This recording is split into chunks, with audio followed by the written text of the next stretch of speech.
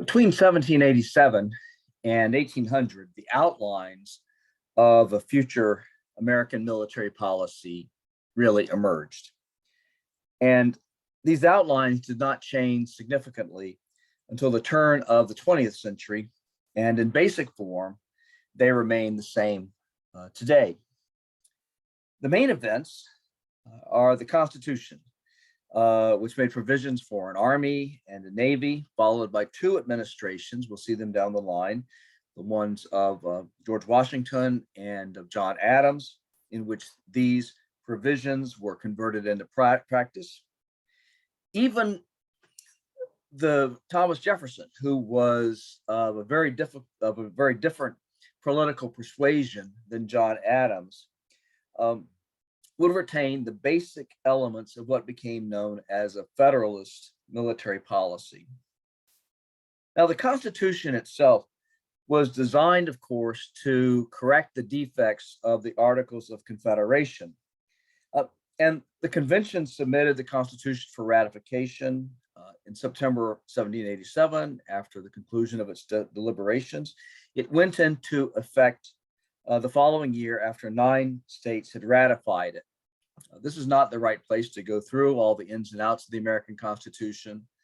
Hopefully, most, if not all of you, are already familiar with the Constitution. If not, you certainly should be. But the key military provisions of the Constitution are these.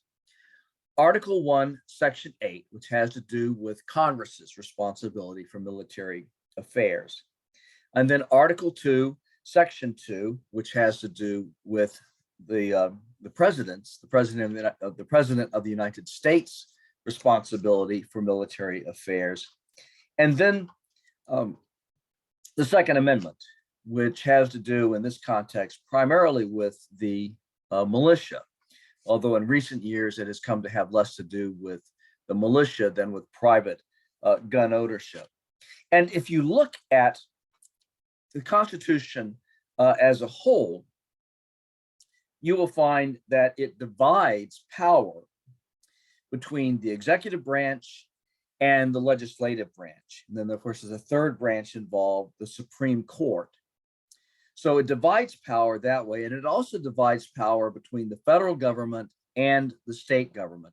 And this division of power between the presidency and Congress on the one hand, and federal power and state power on the other, are part of the military provisions of the Constitution as well.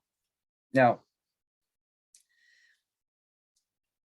what Article 1, Section 8 of the Constitution did, and whether it's a handout earlier on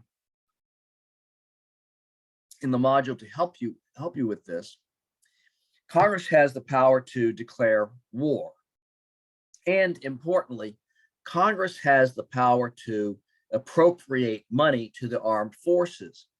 And it does this on an every 2-year basis, exactly the same as with the Mutiny Act of 1689. This was just directly taken over from that older tradition because it worked, because it meant that no president, however much he might want to be a tyrant, could count on having armed forces available to him, after 2 years, because there'd be no money to pay for them. And long before that happened, those who were soldiers in the armed forces, sailors in the armed forces, would come to realize they weren't going to get supplies, they weren't going to get paid, and so forth. So the Congress had a pretty good grip on the armed forces that way, and went a pretty good long ways toward civilian control.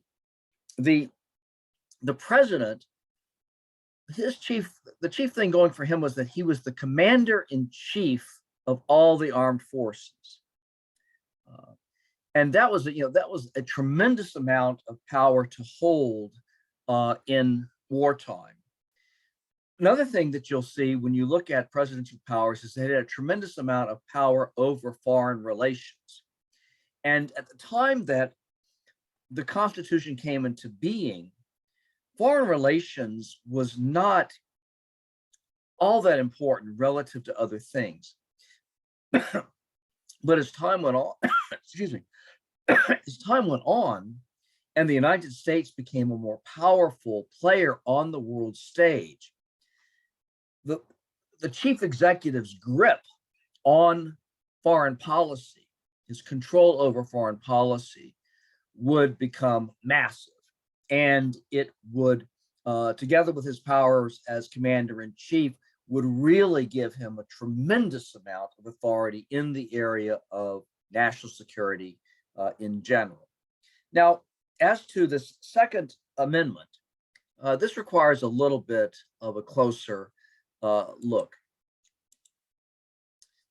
What we're looking at here are the origins of the Second Amendment, which went into the Bill of Rights. And here's the text of it: a well-regulated militia, comma, being necessary to the security of a free state, comma, the right of the people to keep and bear arms shall not be infringed. What exactly this means on its face has always been something of a conundrum, but we can get some idea of what it's supposed to mean in terms of its original intent by recognizing that it is part of a Bill of Rights that was insisted upon by a group called the Anti-Federalists. And you had, in the context we're talking about, there were Federalists who were for the ratification of the Constitution during the period in which ratification was up for grabs. And then there were anti-Federalists, those who were opposed to the ratification of the Constitution. And these anti-Federalists came around only after setting forth their reservations against the Constitution as originally written, and basically saying, hey, there are certain rights that we think are critically important that we want to have spelled out in the Constitution. And those rights became the first 10 amendments to the Constitution, of which the Second Amendment was one of them. And if you want to deal with the founder's intent, the originator's intent of this amendment, you've got to look at, in effect, the other founders, the anti-federalists. You have to look at their objections to the Constitution as it stood and the reasons why they thought this particular amendment needed to be put in place. An examination of their concerns says nothing about individuals having guns. In that time and place, the private ownership of guns for hunting and for self-protection was assumed. It was taken for granted. There was no sense in putting it into a constitution. You know, the anti-federalists were concerned instead for the preservation of state militias, by which I mean the militia of the state of Virginia, the militia of the state of Pennsylvania, of New York, and so on. They were not interested in the least with these kind of, private, self-proclaimed militias of the sort that you see around in the sort of in the on the right wing, generally speaking, present day, like the Michigan militia and so forth. These are people who have appropriated the language, a kind of a constitutional language, and have appropriated to themselves the status of militia, which they simply do not possess, certainly not within the frame of the Second Amendment to the Constitution. No, the Anti-Federalists feared that without this explicit guarantee, the new national government might obtain a monopoly over armed violence. And as we'll see, this created the problem of having militias uniformly equipped and trained to serve effectively in the defense of the nation. And this was a problem that took a long time to solve.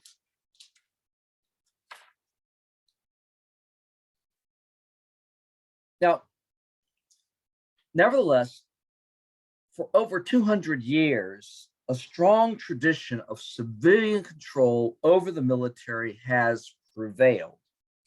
And this supremacy of civilian control over the military has been supported by the military as much as by civilians. The first point at which this came into serious dispute, or maybe dispute's not the quite word, but serious question, occurred in the aftermath of the 2020 election, the presidential election, when rumors circulated that President Donald J. Trump might somehow use the military to remain in office. And so General Mark Milley, the chairman of the Joint Chiefs of Staff, took the unprecedented step of publicly underscoring the loyalty of the military to the U.S. Constitution. And what he has to say is worth listening to.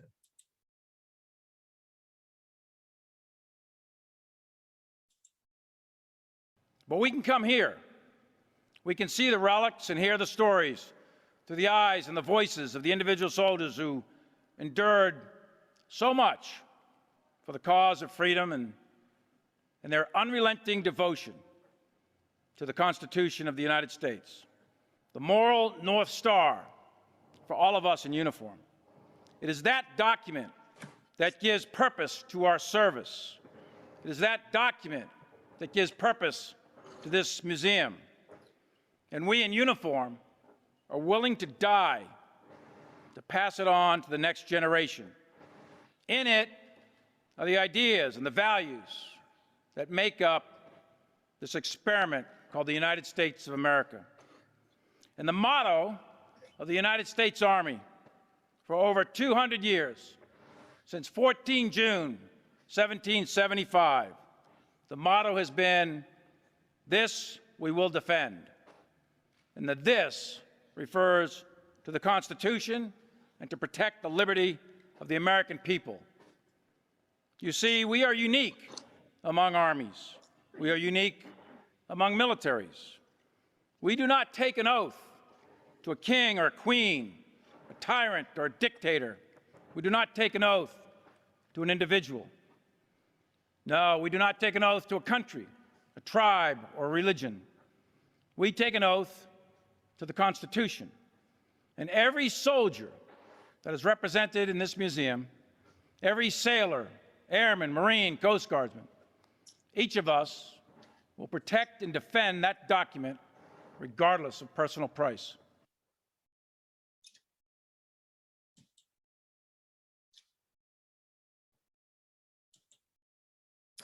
Okay, we'll stop there. Blank screen should give you an indication that we're stopping. Take a moment, get a cup of coffee or something to drink or whatever, and then we'll come back to look at U.S. military policy from 1789 on through 1803.